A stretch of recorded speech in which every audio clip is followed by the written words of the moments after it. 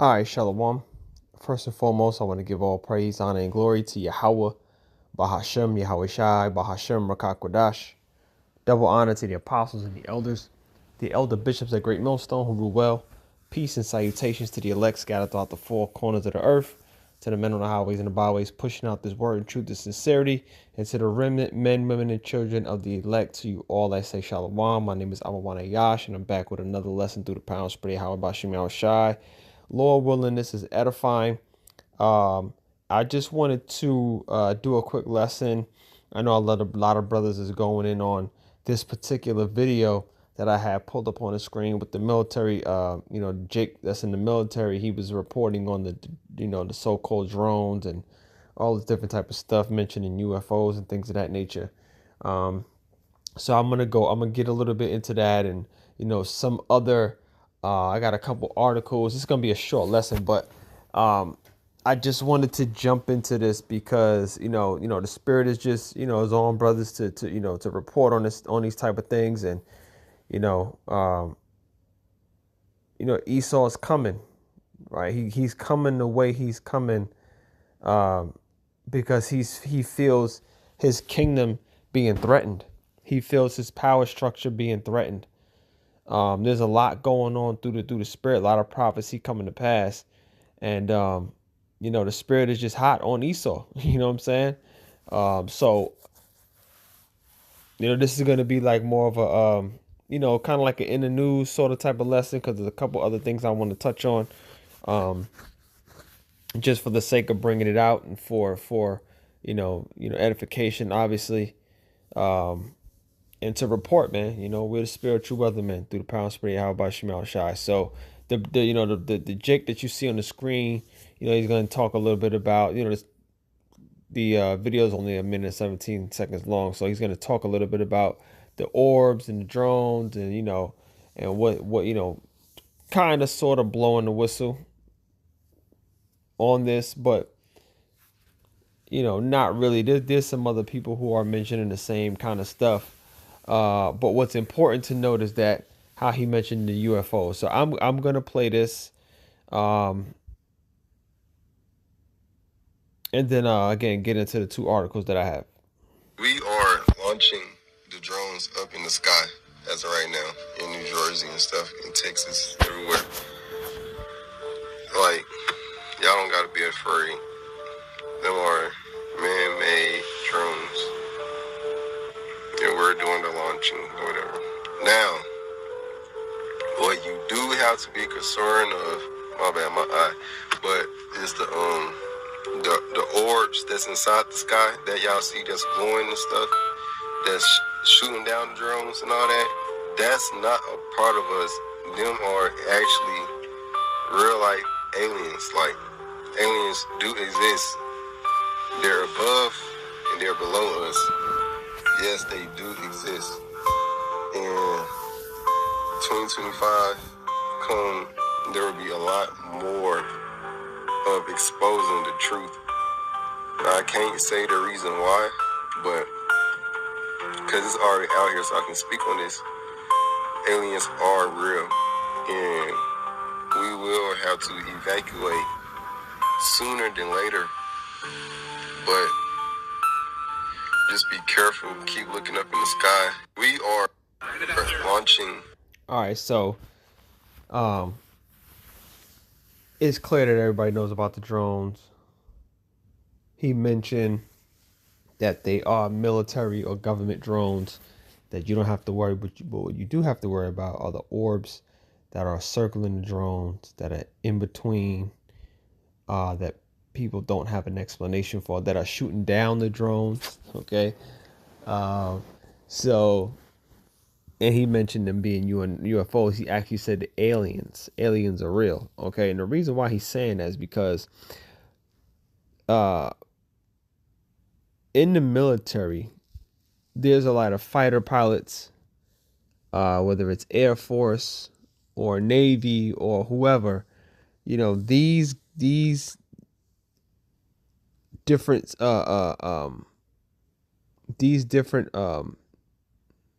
military personnel have seen the capabilities of either the orbs or chariots, right? Because that's really what they are. They've seen the capabilities.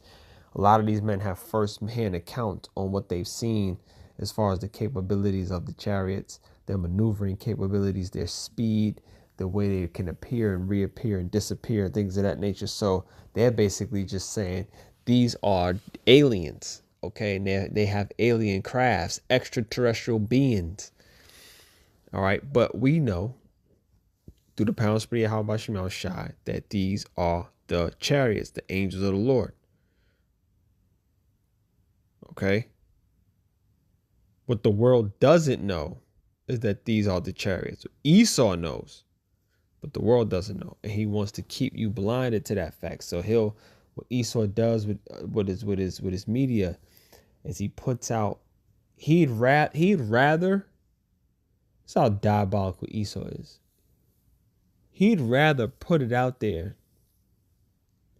as if these are actually aliens than to speak the truth about the chariots, the angels of the Lord, because that's the last thing he wants to get out there. That's the last thing he wants people to figure out or see or come to the light. Okay? Because remember, Esau is trying to implement his new system, okay, and build himself up as a god, build himself up as that extraterrestrial, that super villain, that not super villain, but that superpower that you should trust and believe in, right? He's trying to put himself in that position. And if you have chariots and angels who are showing a different type of power, then what it does is it takes away from his ability to be that God figure in people's minds. Okay? So he's going to put it out there as if it's every and anything besides what it truly is, which are the chariots of Yahawashi. But good, let him come the way he's coming, man. You know, it's all, at the end of the day, the images, the messages, the sounds, you know, the information that he puts out there, it's all witchcraft, man. This is all a part of Esau's witchcraft. Okay? And him being a goddamn demon with his deception and his lies.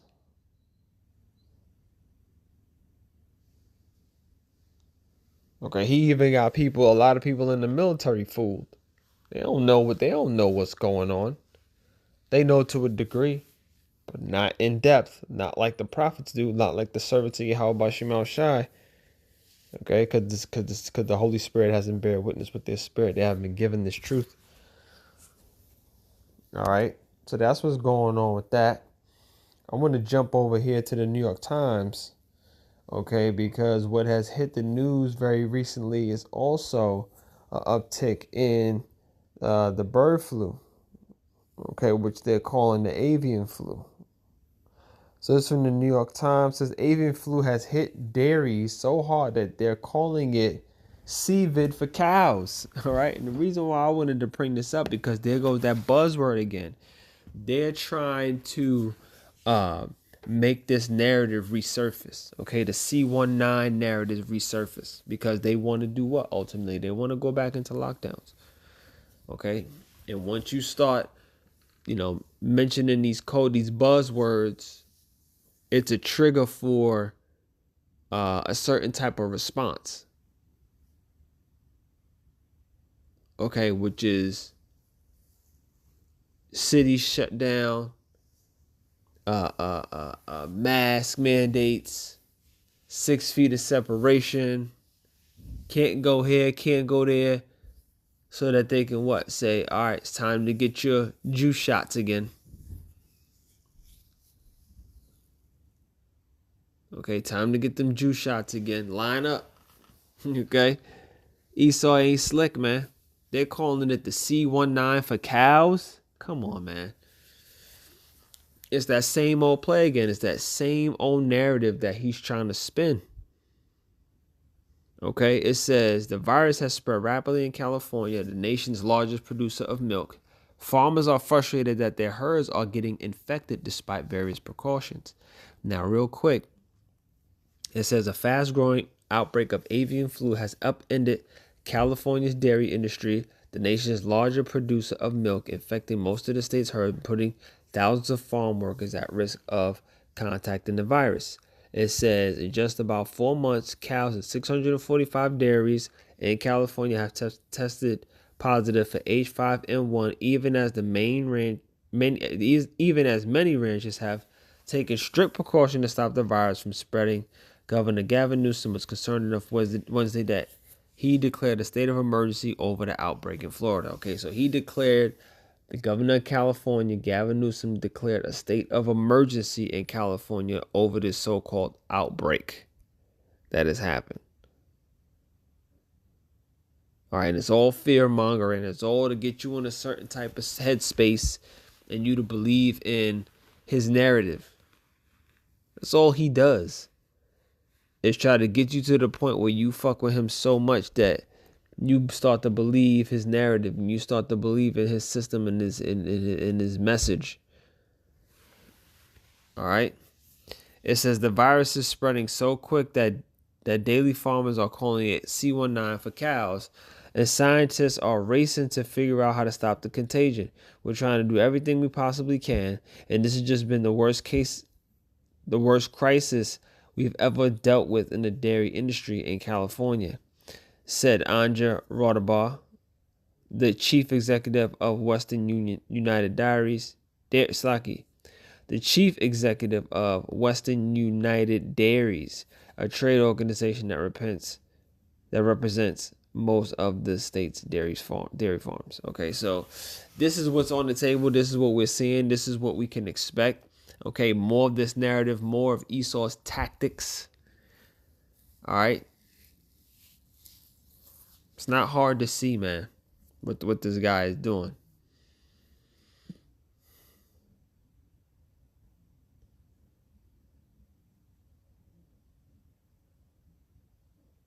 What's this? Let me see. CBS News. Yes. This is from CBSNews.com. Something else that's in the news really quick is, a pending potential government shutdown. Shit, just about an hour from now. Right now, it's Friday night, December 20th. They could be talking about a government shutdown as of June 1st. Which is kind of crazy, because these U.S. government shutdown threats they resurface every year around this time, every 2 years, okay? And they're throwing that out there as well, because what happens if the government shut down? A lot of people don't get paid. A lot of people don't get paid. Government workers, federal workers, some state workers. It ain't good. It ain't nothing good. But again, they trying to orchestrate the collapse of society. So this is what it looks like. All right, this is what it looks like. This is what it sounds like. All right, it says, let me just read a little bit, how a U.S. government shutdown could impact your benefits and services, okay, because that's what mainly it would affect. It says, the U.S. government looked poised to avoid a prolonged government shutdown after the House of Representatives on Friday voted to approve a funding bill just hours before a midnight deadline. The bill is expected to pass in the Senate before heading to President Biden's desk for a signature. It says, as the fight over federal spending bill went down to the wire, the U.S. faced a looming deadline for a government shutdown that could begin at 12:01 a.m. on Saturday, December 21st, that raises questions about what types of services and payments could be impacted if funding lapsed just days before the holidays. Okay, so that's always the talk when you got a government shutdown. It always basically comes towards the end of the year when they're talking about holidays and spending and inflation, and they ain't got no money, but you got, it's all a big ass game. It's all a big ass game. All right, real quick, it said the threat of a shutdown stemmed from controversy over a spending bill that would have extended funding through March 14, but which fell apart after some Republicans, including President-elect Donald Trump and Elon Musk, objected to billions of dollars in spending that has been added to the bill. A revised version also fell on Thursday before another attempt to on Friday in Slack. A revised version also failed on Thursday before another attempt on Friday passed in the House. All right, so this is what it looks like. This is what they, what it potentially could happen if there is an actual government shutdown. A lot of goods and services, a lot of benefits could be interrupted as a result of this, and this is what we have to look for, because as government if the government shut down and it doesn't get up back and rolling, it can have a different type of long-term effect, okay, and contribute to the breakdown of the society, which we want. All right, we want this place to fall, man. Now, couple quick scriptures. We're gonna start with Psalm 68:17, because we was going into the chariots with the Jake military a guy was talking about. It says Psalm 68:17, the chariots of the Most High are 20,000, even thousands of angels. The Lord is among them, as in Sinai in the holy place. Okay, so it's the chariots of Yahawashi who are gonna start showing themselves and spinning the narrative on Esau. Okay, because it's only so long that you can hide your plans, Esau. It's only so long that you can deceive the people with your madness. Okay, the Lord is going to bring that type of judgment. He's going to get you out of here. All right, verse 18. Thou hast ascended on high. Thou hast led captivity captive. Thou hast received gifts from men, yet the rebellious also, and that the Lord Yahweh Shai power might dwell among them. All right, so we are looking forward to Esau coming with a Project Bluebeam, even though it's evil and wicked, but that gets us closer to the actual chariots coming. So bring it on, Esau. You goddamn demon. This guy is the worst, man. Esau Edom is the worst. Isaiah 47 and verse 12, because we was talking about this being, it's part of Esau's witchcraft, man. Isaiah 47. Start at verse 12, says, stand now with thine enchantments and with the multitude of thy sorceries. And this is sorcery, man. When you see drones in the air, and the government not giving you a real answer, you see what type of technology that they have, it's sorcery. It's sorcery. It says, stand now with thine enchantments and with the multitude of thy sorceries, wherein thou hast labored from thy youth. If so be, thou shalt be able to profit. If so be, thou mayest prevail. All right. So the sorceries, the enchantments, Esau's coming with. He's gonna be able to fool a lot of people. He ain't gonna be able to fool the elect, the Lord's men. So we gonna report, Lord willing, Yahweh Shemel Shai Ratazah. We'll be reporting on this until the very end. Okay, these types of things. Verse 13 says, thou art wearied in the multitude of thy counsels. Let not the astrologers, the stargazers, the monthly prognosticators stand up and save thee from the things that thou shalt come upon thee. Okay, so hey man, this is what the Lord Yahweh Shemel Shai told us about Esau and what to look for. Because at the end of the day, he's a fucking witch, man. Excuse my French.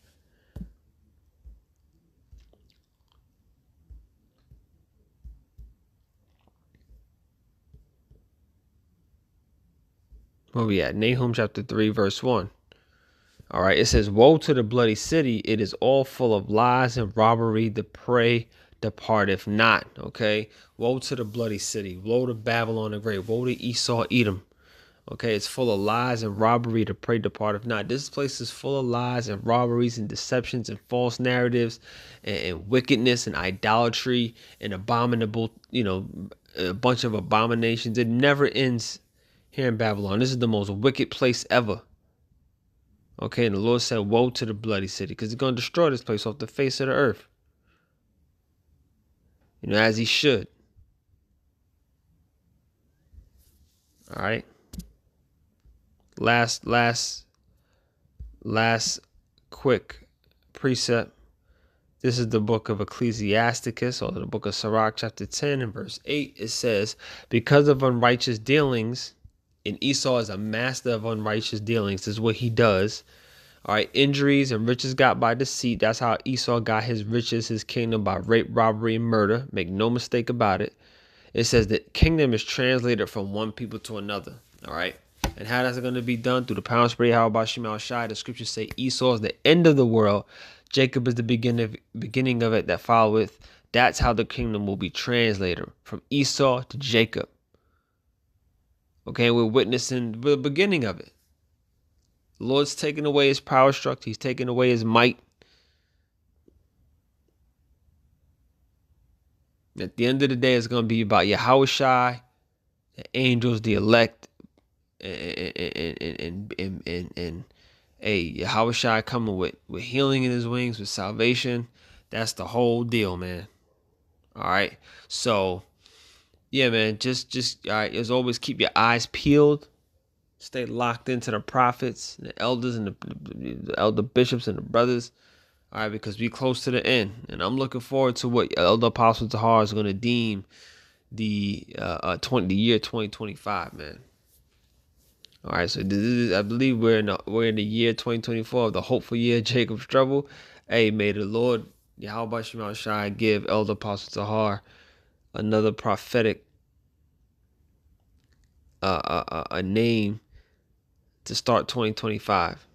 All right, so with that, I hope you were edified. I want to give all praise, honor, and glory to Yahawah, Bahashem, Yahawashi, Bahashem Rakakwadash. Double honor to the apostles and the elders, the elder bishops at Great Millstone, who rule well. Peace and salutations to the elect. As always, Shalom.